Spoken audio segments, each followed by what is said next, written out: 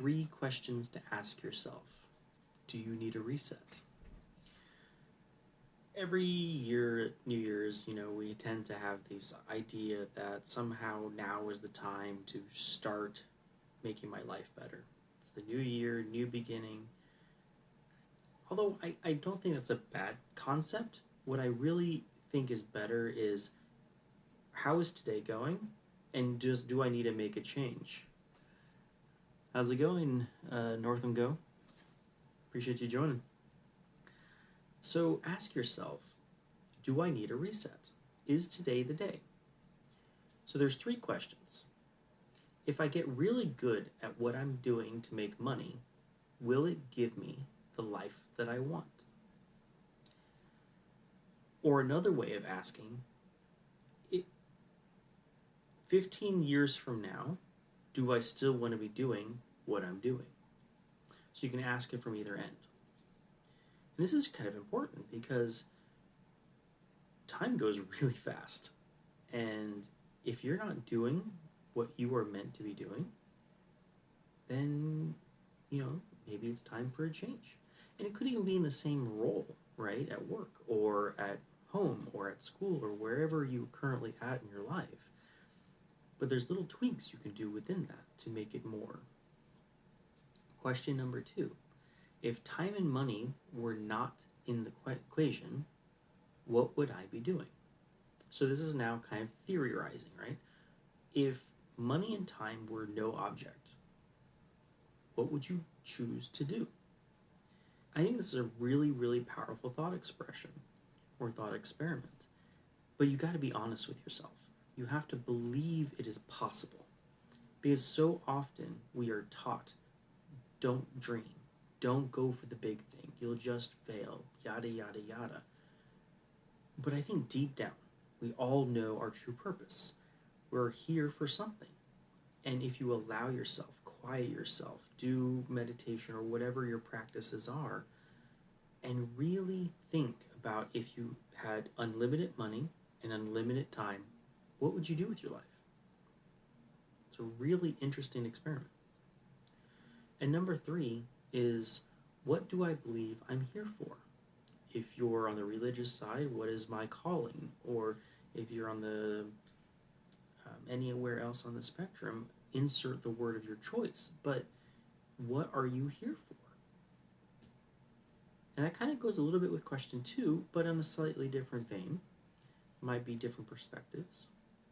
And this is something that I think really requires some alone time, some quiet time, cut off the electronics, disengage from everything, and just really allow yourself to feel it and think about whatever you're here for. What would you do with your time? And if you answer any of these questions of needing a change, it's time for a reset. It might be a small one, it might be a big one, but it's probably time to start making some changes. Which kind of leads me into this little next segment of resistance. There's an interesting quote, keep in mind that resistance is a multiplier.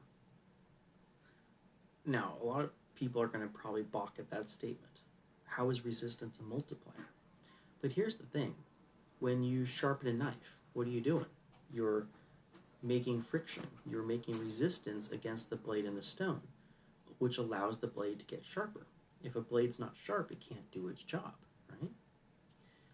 Think about, for those of you who go to the gym, if you don't lift weights, if you don't apply resistance to your muscles, they atrophy and eventually die off. So the act of resistance is actually creating the new muscles, the new growth, becoming stronger.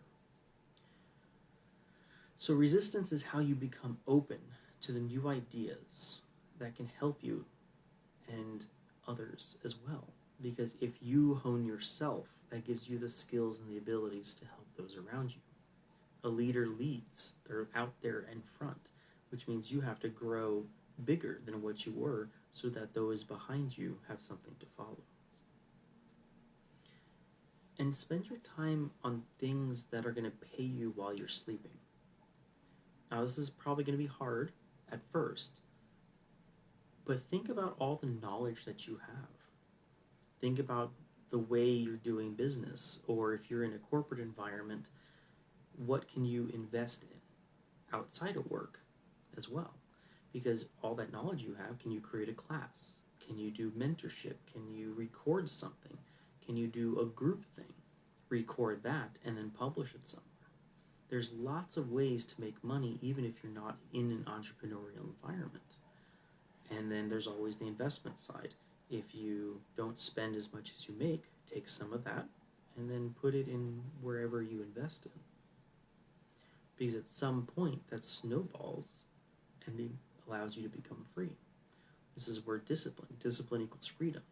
If you have the discipline over a long enough period of time, you become free. I hope this resonates with you a little bit today. If you would like to join me in our reset group, we're kind of doing all categories of health, mindset, wealth, and accountability.